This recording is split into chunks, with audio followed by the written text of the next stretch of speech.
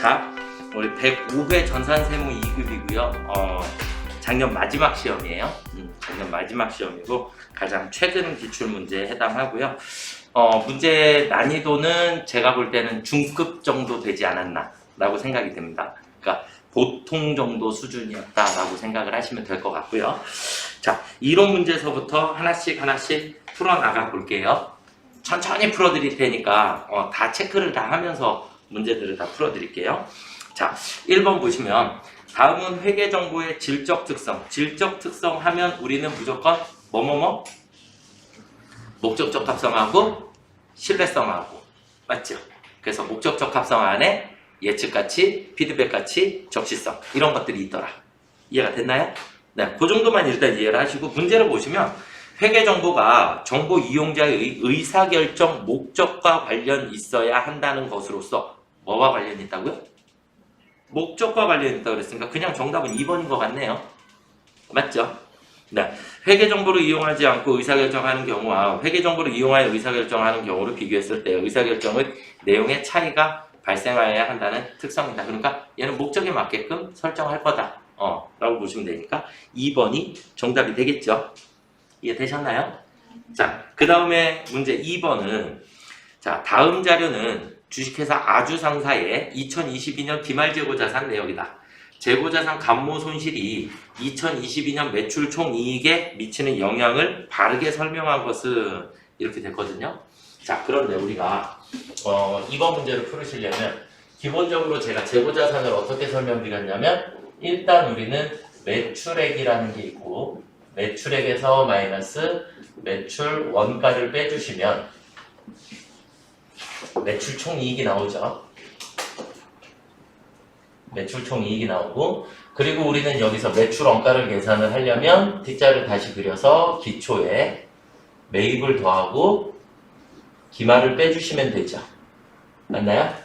그러면 매출 원가가 산출이 될 거예요. 매출 원가가 산출이 될 건데 지금은 감모 손실이 매출 총이익에 미치는 영향을 물어봤어요. 그러면 감모 손실이다라고 하는 것은 여기 사이에서 발생을 하게 돼요. 여기 사이에 감모 손실은. 그러니까 기말이 그만큼 줄어들었다. 이런 개념이 되죠. 그쵸? 그래서 감모 손실이다라고 하는 게 여기에서 발생을 하게 되는데 우리는 감모 손실을 무조건 어떻게 외웠냐? 정상과 비정상으로 나눴어요. 맞죠? 이해가 되셨나요? 그러면 어떤 상황이 생기냐? 정상은 우리가 무조건 뭐라 했죠? 원가에 포함. 정상적이면 매출 원가에 포함해준다 했고 그 다음에 비정상이면 영업의 비용으로 처리해 주셔야지 된다. 이렇게 했었죠. 맞나요? 여기까지 기억나시죠? 자, 그러면 우리가 감모 손실이라는 게 생겼는데 그 중에 정상적인 건 매출 원가에 포함하니까 이 원가에다가 플러스 시켜줄 거예요. 맞죠? 원가에다가 플러스 시켜줄 거고 비정상이면 매출 원가랑 상관없이 얘는 밖으로 빼버려야 되죠. 밖으로 빠져나간 거니까 그냥. 이해가 되셨나요? 그냥 기말에서 빼주시면 돼요. 결국은 우리가 매출 원가에 영향을 미치는 건 정상적인 경우만 매출 원가에 영향을 미치게 되고 그러면 우리는 또 뭐를 외웠냐? 기말재고액하고 매출 원가하고 이익하고 이렇게 세 가지를 따졌을 때 기말이 커지면 원가는 줄어들고 이익은 커진다. 기말이 작아지면 원가는 커지고 이익은 작아진다. 이렇게 했었죠. 맞나요? 그럼 결론은 어떤 상황이냐? 정상적인 경우의 수만 매출 원가에 포함을 시켜줄 거니까 정상적인 감모 손실을 찾아서 우리는 원가에 포함시켜주게 되면 원가가 늘어나죠. 원가가 늘어나니까 그만큼 이익은 어떻게 된다? 줄어들게 된다. 그러니까 정상 감모 부분만 찾아서 우리는 원가에 플러스 시켜주면 된다. 그러면 정상이 원가에 플러스가 되니까 결국 그만큼이 이익은 줄어들게 될 것이다. 이렇게 보시면 돼요. 무슨 말인지 이해가 되셨나요? 그러니까 매출 총이익은 무조건 감소한다. 얼마만큼? 정상적인 부분만큼. 이해가 됐나요? 자, 그러면 우리는 기말 재고가 1000개라 그랬고 실제는 950개. 그럼 50개의 감모 손실이 발생을 했죠. 맞나요? 네. 그러면 우리는 여기서 감모 손실이 감모가 50개만큼이 감모 손실이 발생을 했고 50개의 금액은 우리 단위당 원가가 1,500원이니까 1,500원으로 계산하면 5 1 5, 5 25 그러면 75,000원만큼의 감모 손실이 생겼는데 이 중에 우리는 정상적인 것과 비정상적인 것으로 나눠야 한다. 정상과 비정상으로. 그러면 우리는 감모 손실의 5%는 비정상으로 발생하였다. 그럼 5%가 비정상이니까 우리는 정상적인 건 몇 프로? 95%. 그쵸? 그럼 75,000원에 95%를 계산을 해주시면 얼마가 나와요? 71,250원이 나오나요? 이해가 되셨나요?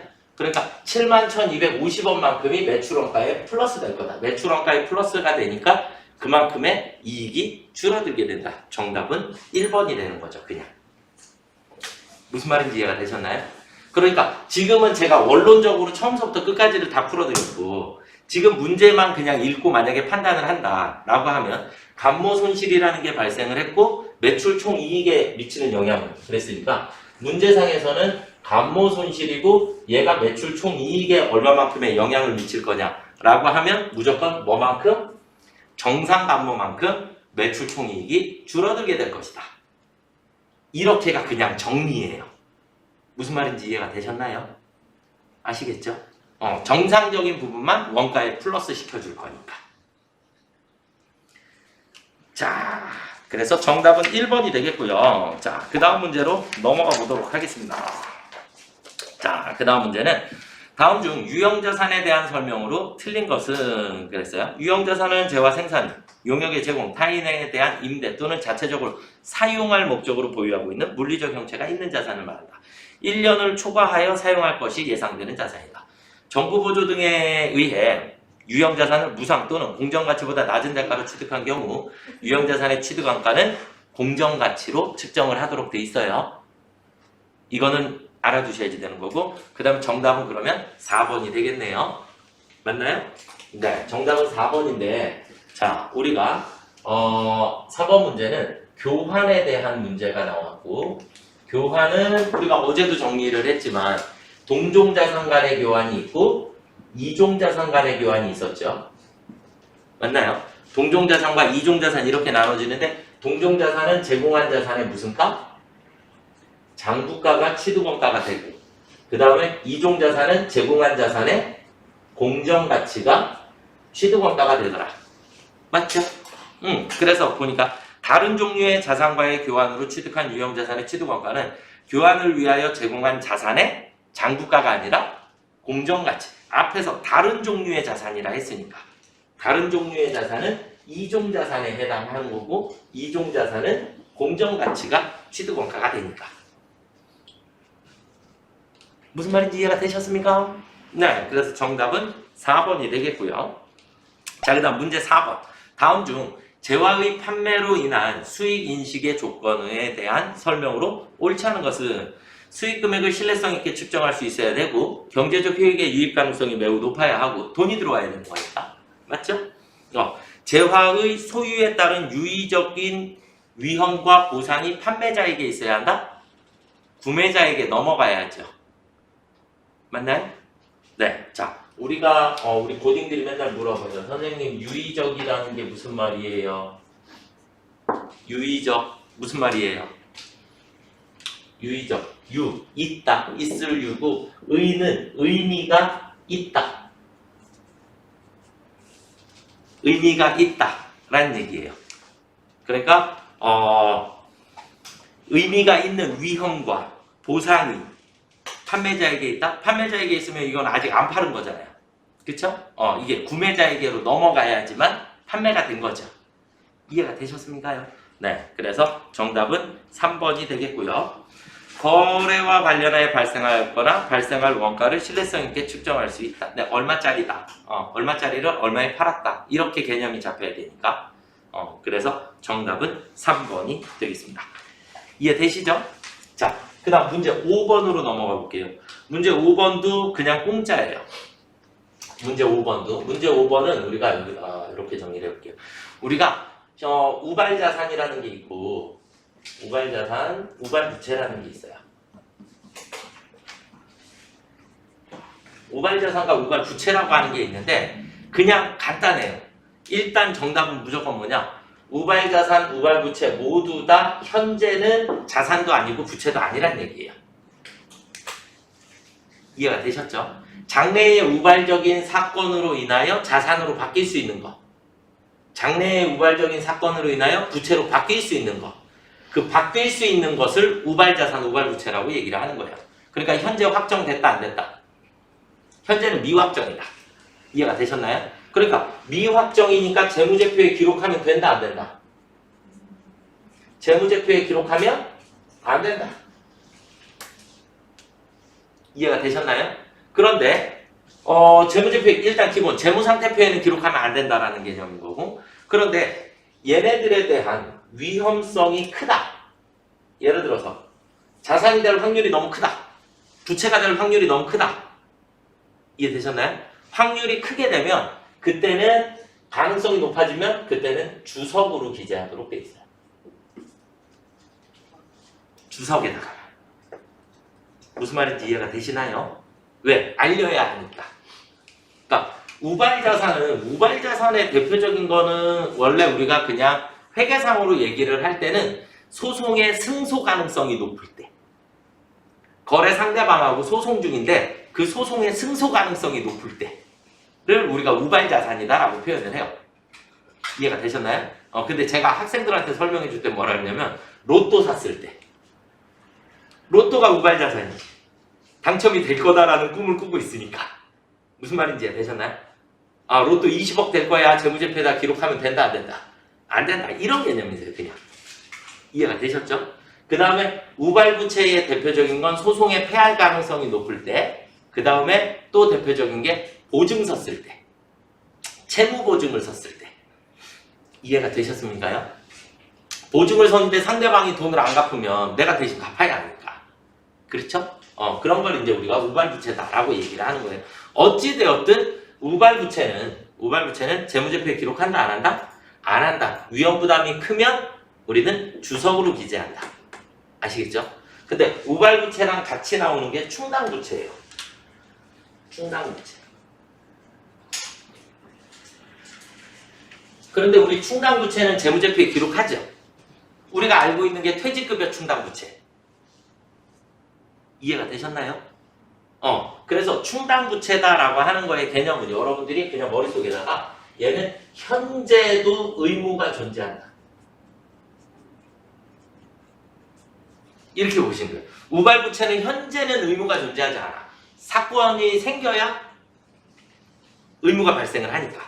그래서 충당부채는 현재에도 의무가 존재하기 때문에 우리가 비유동부채로 기록을 하는 것이고, 우발부채는 현재 의무가 존재하지 않기 때문에 재무제표에 기록을 할 수가 없더라. 이렇게 보시면 됩니다. 이해가 되셨죠? 네. 그래서 정답은 그냥 공짜 1번이었어요. 우발자산은 자산으로 인식하면 된다 안 된다? 안 된다. 자산부채 자본은 처리하시면 안 된다. 그래서 정답은 그냥 공짜 1번이었고요. 부채는 과거의 거래나 사건의 결과로 현재 기업 실체가 부담하고 있고 미래 자원 유출 또는 예상이 되는 의무이다. 네. 현재의 의무다 그랬잖아요. 그렇죠? 그렇게 됐고, 부채는 원칙적으로 인력 기준으로 유동과 비유동으로 분류하고 우발부채는 부채로 인식하지 않고 주석으로 기재할 수 있다. 이해가 되셨습니까요? 정리가 끝났죠? 네. 자, 그 다음 6번으로 넘어가 보도록 하겠습니다. 6번 원가회계인데 6번 문제는 틀리면 정말로 안 되는 문제예요. 그쵸? 우리는 일단 원가의 발생 형태에 따라서 재료비, 노무비, 제조 경비, 혹은 제조 간접비 이렇게 나눠주실 수 있죠. 이건 발생 형태에 따라서. 그 다음에 행태에 따라서는 우리가 고정비, 변동비, 중고정비, 준변동비 이렇게 나눴죠. 추적 가능성에 따라서는 직접비와 간접비로 나눴죠. 맞죠? 원가의 추적이 가능한 건 직접비, 추적이 불가능한 것은 간접비. 맞나요? 네. 그 다음에 제조원가, 비제조원가는 원가와 관련돼서 원가 관련성에 따라서 분류를 한 거죠. 그러니까 제조 원가는 원가인 거고 비제조 원가는 비용이에요. 이해되시죠? 의사결정과 관련해서 관련 원가, 비관련 원가, 기회 원가, 매몰 원가 뭐 이런 것들이 있겠죠. 어떤 판단을 내리는데 필요한 거니까. 이해가 되시나요? 네, 그래서 정답은 공짜 3번이었습니다. 자, 그럼 문제 7번. 제조원가 명세서에 대한 설명으로 가장 옳지 않은 것은 제조원가 명세서에는 제조원가 명세서에 없는 게 몇 가지? 제조원가 명세서는 제공품 계정하고 똑같다 그랬어요. 맞죠? 그래서 제조원가 명세서에 없는 게 3가지가 있어요. 우리 7번이고 7번은 제조원가 명세서에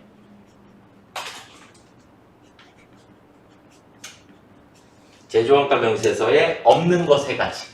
없는 거 3가지는 기초 제품, 그리고 기말 제품, 그리고 매출 원가. 이렇게 3가지는 제조원가 명세서에 없더라. 아시겠죠?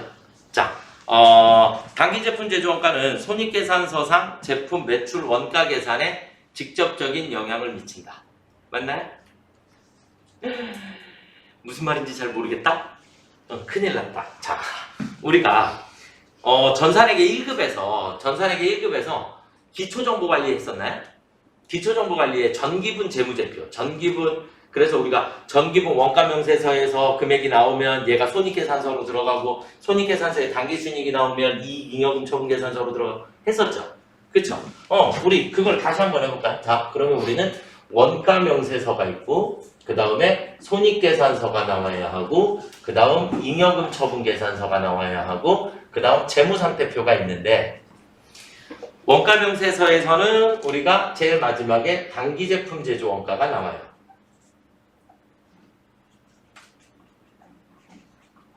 맞죠? 단기제품 제조원가가 나오고 그런데 우리가 원가명세서에서 할 수 없는 거 3가지가 있어요. 기말. 기말은 무조건 어디에다 입력해야 한다? 재무상태표에다가 입력을 해야 한다. 그래서 재무상태표에 기말 원재료, 기말 제공품, 기말 제품은 재무상태표에다가 입력을 해줘야 하고 여기다가 입력을 해주면 얘가 자동으로 여기서 반영이 되는 거죠. 그래서 단기제품 제조원가가 나오고 이 단기제품 제조원가는 손익계산서에 어디로 간다? 매출 원가 계산으로 들어가게 될 것이다. 그러면 손익계산서에 다시 당기순이익이 나오고 당기순이익은 그대로 잉여금 처분계산서에 미처분이익 잉여금으로 들어가게 된다. 그리고 이 미처분이익 잉여금은 재무상태표에 2월 이익 잉여금이라 적어야 한다. 이건 우리가 회계 1급 때 한 거예요. 회계 1급 때. 전산회계 1급에서. 그래서 기초정보관리를 이렇게 한 거예요. 자, 그러면 자 1번 단기제품 제조원가는 손익계산서에 매출원가 계산에 사용이 된다. 맞죠? 2번 제조원가 명세서상 기말 원재료 재고액은 재무상태표에 표시되지 않는다. 2번이 정답이네요. 재무상태표에는 다 기말이 다 들어가니까. 기말 재고액은 재고자산이니까. 기말이라는 의미가 재고자산이라는 얘기니까 재고자산은 무조건 재무상태표에 들어가도록 되어 있다. 그래서 2번이 공짜 정답이에요. 단기 총제조원가는 직접 재료비, 직접 노무비, 제조간접비를 더한 걸 단기 총제조원가라고 했죠? 그쵸? 그 다음에 단기 제품 제조원가는 단기에 완성된 제품의 원가를 의미한다. 맞죠? 그러니까 단기 총제조원가랑 단기 제품 제조원가랑 어떻게 보면 의미가 조금 달라요. 자, 제공품 계정을 한번 다시 그려볼게요. 제공품 계정을 그리면 제공품 계정에 기초가 있고 우리는 직접 재료비, 직접 노무비, 제조 간접비 이렇게가 들어가고 그 다음에 완성품, 제품, 단기 제품 제조 원가라는 게 나오고 기말이 나오게 되는데 우리는 차변에 있는 재료비, 노무비, 제조 간접비 얘네들을 단기 총 제조 원가다라고 얘기를 하는 거고 얘를 단기 제품 제조 원가다라고 얘기를 하는 거예요. 그쵸? 그러니까 총 제조 원가는 이번 달에 총 투입한 금액 공장에 투입됐다라 그래서 그게 다 생산이 완료가 된 거는 아니니까 그 중에 완료된 게 단기 제품 제조 원가. 이해가 되셨나요? 그래서 총 제조 원가는 투입된 거고 제품 제조 원가는 완성된 거다. 그래서 정답은 일단 2번이 되겠습니다. 문제 8번은 우리 엄청 많이 했잖아요. 그죠? 그런가요?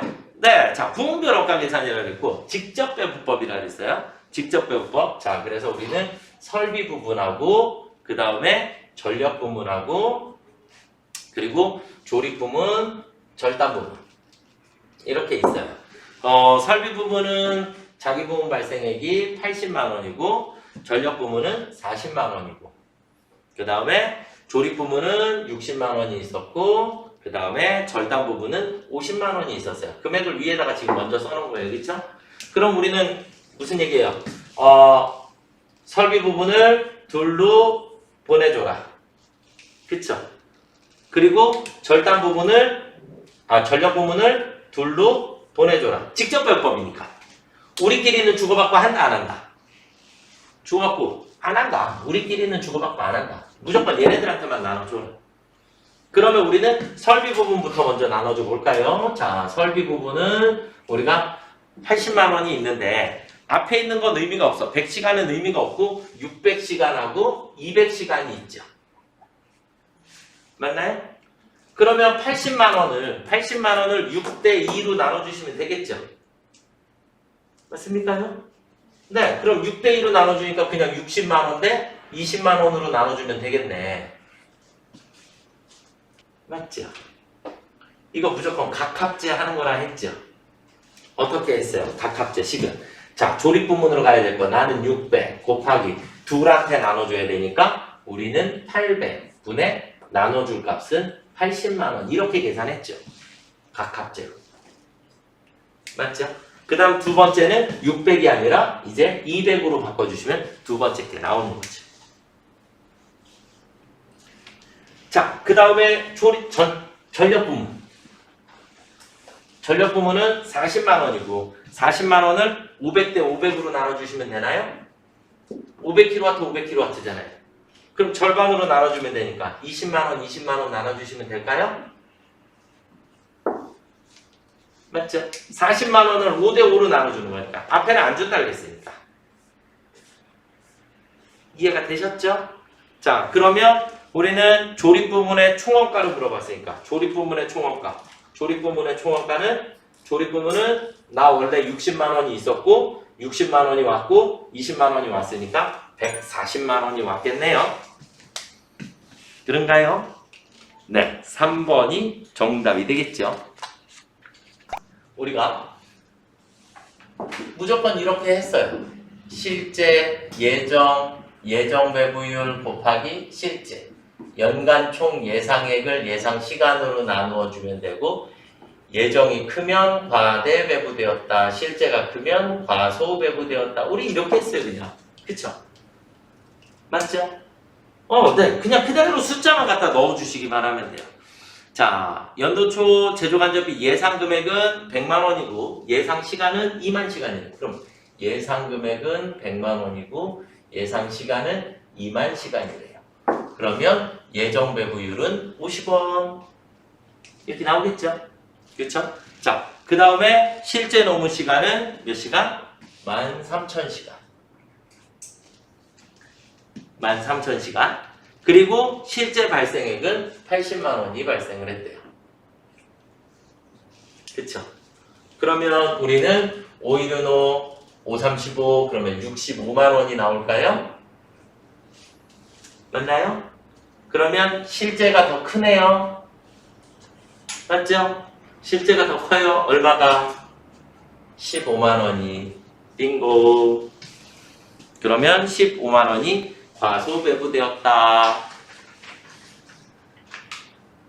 1번이 정답인가요? 이해되시죠? 되셔야 합니다. 자, 그 다음 문제 10번. 문제 10번도 어떡하지? 자, 문제 10번은 T자 계정 그려서 제공품 계정이죠, 그냥. 제공품 계정에 기초 제공품이 200개. 단기 착수 수량은 이번 달에 만들기 시작한 거. 900개. 900개. 그 다음에 기말 제공품이 120개. 그런데 공손이 몇 개? 80개. 이렇게 된 거죠. 맞나요? 그러면 우리는 여기서 완성품은 몇 개? 200개 빼고 나니까 900개의 완성품이 생겼을 거고. 맞죠? 양쪽의 합은 무조건 같아야 하니까. 그렇죠? 그런데 우리가 또 뭐라 그랬어요? 정상 공손 수량은 완성품 수량의 몇 프로? 8%. 8%. 그러면 72개가 정상 공손이라는 얘기죠. 완성품이 900개니까 8%. 그러면 우리는 80개 중에 72개가 정상 공손이니까 비정상 공손은 8개가 비정상이 되겠죠. 그런가요? 네. 그래서 정답은 4번이 됩니다. 이해가 조금 되셨나요?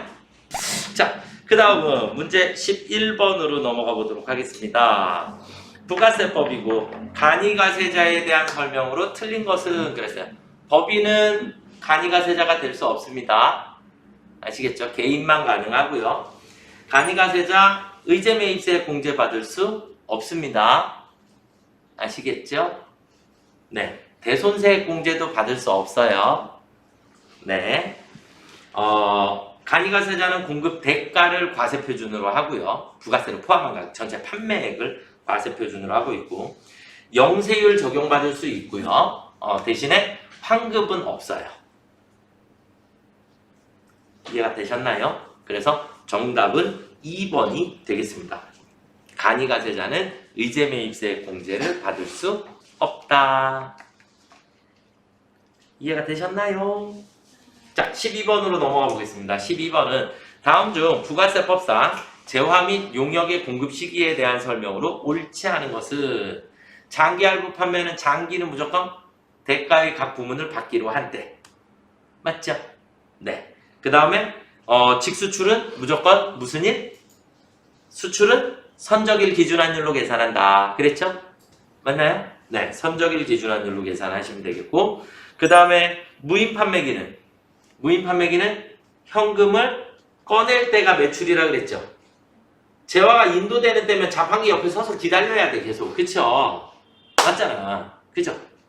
그래서 정답은 공짜 3번이었습니다. 완성도 기준 지급도 대가의 각 부문을 받기로 한대. 이해가 되셨죠?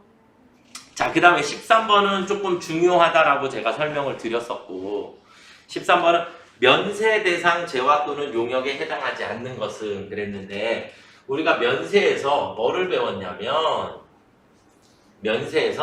면세가 중요한 게 아니라 우리가 역외분송을 어떻게 처리할 거냐. 역외분송, 그러니까 역외분송이다라고 하는 얘기가 시내버스, 시외버스, 지하철 이런 것들이 있죠. 맞나요? 그래서 우리가 기본적으로 시내버스, 시외버스, 지하철, 그리고 일반 고속버스, 얘네들은 다 면세 적용이 된다. 면세 적용이 되고, 역외분송 중에서 우리가 일반적으로 조금 비싼 거, 다시 바꾸면 택시, 우등고속, 그리고 KTX, 항공기 등등등, 얘네들은 전부 다 뭐가 되더라? 과세가 되더라. 부가세가 붙는다. 그리고 전세버스도. 그런데 과세가 되는 택시, 우등고속, KTX, 항공기, 얘네들은 매입세 공제가 된다, 안 된다? 매입세 공제가 안 된다. 역외분송은 다 매입세 공제가 안 된다. 누구만 된다? 전세버스만 매입세 공제가 가능하다. 이렇게 했어요. 했었죠? 그쵸? 네. 자, 그러면 주택, 주거용은 다 면세라 그랬어요. 주거용은 다 면세. 고속철도 과세. 그래서 2번이 정답이 되겠고요. 맞죠? 우리 이거는 부가세 부속서류 중에 신용카드 매출전표 수령명세서라는 걸 작성을 했었죠. 수령명세서 작성할 때 거기서 KTX도 나오고 항공기도 나오고 뭐 입장권도 나오고 이런 거 다 안 된다 그랬잖아요. 그죠? 오케이. 연탄, 무연탄 면세 맞고요. 금융보험 용역 면세 맞습니다. 그래서 정답은 2번이 되겠습니다. 이해가 되셨습니까요? 네. 자, 그 다음 14번. 인적공제에 대한 설명으로 가장 옳은 것은 인적공제는 기본공제 대상자가 일단 내 직계 존속이거나 형제자매이거나 직계 비속이어야죠. 맞나요? 그 사람들이 내 인적공제 대상자인 거고. 그런가요? 네. 그 다음에 이 사람들 중에서 나이 제한을 통과해야 돼요. 20세 이하이거나 60세 이상이어야 한다. 맞죠? 네. 그렇게 보시면 되겠고, 그 다음에 소득 제한을 통과해야 한다. 그래서 소득 제한은 근연, 기이, 배사, 퇴, 양 이렇게 했나요? 그래서 종합소득과 분류과세를 모두 합산을 해서 소득금액 100만 원을 기준으로 할 거다. 그래서 가장 옳은 것은 그랬으니까 1번 기본공제 대상자 판정에 있어서 소득금액의 합계액은 종합소득, 퇴직소득, 양도소득을 모두 합하여 판단을 한다. 그 합한 금액이 소득금액 100만 원이 초과되면 내 부양가족이 될 수가 없더라. 이해가 되셨죠? 네, 그래서 1번이 정답입니다. 옳은 것은 그랬으니까. 자, 2번은 볼게요. 배우자가 없는 거주자로서 기본공제 대상자인 자녀가 있는 경우에도 종합소득이 3천만 원을 초과하는 경우에는 한부모 추가공제를 적용받을 수 없다? 아니요. 있다. 이거는 뭐냐면 우리가 부녀자가 있었고 한부모가 있었죠. 맞죠? 부녀자는 3천만 원 이하여야 해. 부녀자는 3천만 원 이하여야 하고요. 그 다음에 한부모는 소득 제한이 없어요. 이해가 되셨나요? 네. 자, 그 다음에 형제 자매는 내 부양가족으로 가지고 올 수 있지만 그 배우자나 자녀는 내 부양가족으로 가지고 올 수 없다 그랬어요. 그쵸? 네. 그 다음에 부양기간이 1년 미만인 부양가족에 대한 인적공제는 월할 계산합니까? 아니에요. 월할 계산 안 해요. 인적공제는 그냥. 그래서 제가 뭐라 그랬냐면 사망은 1월 2일 기준으로만 1월 1일 날 돌아가시면 그 전날을 사망인 전날을 소득의 귀속 시기로 봐야 하기 때문에 그래서 사망의 전날을 따지기 때문에 1월 2일 날 돌아가시면 올해 저거는 인적공제 받을 수 있어요. 아시겠죠? 사망은 그런데 사망은 1월 2일 이후면 언제든지 그 월할 계산하는 거 아니에요. 그냥 무조건 한 사람을 인정을 해주고 공제를 받으면 돼요. 그런데 이혼은 12월 31일 날 이혼하더라도 이 사람은 된다 안 된다? 내 공제 대상이 아니에요. 1년 내내 같이 살다가 나중에 가서 이혼을 하더라도 이혼은 무조건 내 공제 대상이 아니다. 아시겠죠? 그래서 1년이 됐냐 안 됐냐는 신경 안 쓰셔도 된다. 그냥 올해 안에 걸쳐만 있으면 무조건 공제 대상이다. 장애인 중에 중증 장애인들이 완치가 되는 경우가 있어요. 이해가 되셨나요? 근데 예를 들어서 1월 5일 날 이 사람이 완치가 됐어. 그러면 1월 1, 2, 3, 4는 장애인이었죠. 그러니까 올해까지는 장애인 공제를 받을 수 있어요. 이해가 됐나요? 완치가 되더라도. 구분이 되셨죠 이제? 네, 그렇게 이해를 하시면 될 것 같습니다. 그래서 정답은 1번이 되겠고요. 자, 그 다음에 이제 마지막 소득세법상 과세 대상 근로소득에 해당하지 않는 것은 여기서 중요한 건 근로소득으로 볼 거냐 안 볼 거냐 이런 거예요. 근로소득. 그러니까 근로소득이다라고 하는 얘기는 근무 기간 중에 내가 받아야 될 급여보다 돈을 더 많이 받게 된 경우의 수가 생겼더라. 그럼 그걸 근로소득으로 볼 거냐 안 볼 거냐 이런 거예요. 자, 그러면 첫 번째 주주총회 등 의결기관의 결의에 따라서 상여로 받은 소득. 상여금은 근로소득이 맞죠? 보너스니까. 맞나요? 상여금은 보너스니까 우리가 근로소득으로 봐야 하고요. 퇴직할 때 받은 퇴직소득에 속하지 않는 퇴직공로금. 이거 뭐냐면 우리 회사가 구조조정이라는 거를 해. 그럼 구조조정이라는 걸 하게 되면 우리는 어떻게 되죠? 이 사람한테 원래 줘야 할 퇴직금보다 더 많이 지급을 하고 그만두세요. 이렇게 되는 거죠. 그러니까 원래 정식적으로 지급해야 할 퇴직금은 퇴직소득으로 봐야 하고 거기에 추가로 더 지급해주는 돈은 근로소득으로 보게 됩니다. 이해가 되셨나요?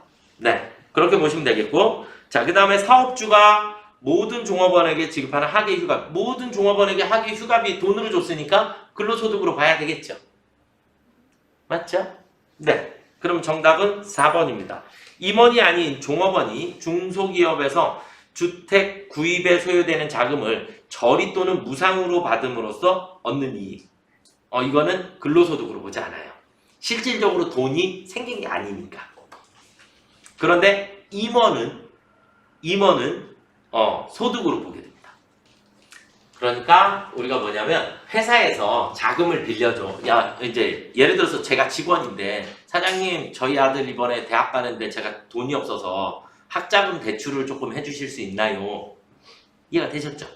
회사에다가 대출을 조금 신청을 해요. 근데 그럼 회사 입장에서 우리 직원들한테 복지 차원에서 이자를 조금 싸게 줄 수도 있죠. 이자를 안 받을 수도 있고. 이해가 되셨나요? 그런 경우의 수들을 얘기를 하는 거예요. 그런 경우는 그 차액, 그러니까 이자가 얼마인지를 계산을 해서 그만큼을 근로소득으로 볼 거냐? 아니요, 그 이자에 대해서는 근로소득으로 보지 않겠다. 이렇게 개념이에요. 이해가 되셨나요? 네. 그래서 정답은 4번이 되겠습니다. 여기까지 이론을 한번 풀어봤습니다. 많이들 맞으셨나요?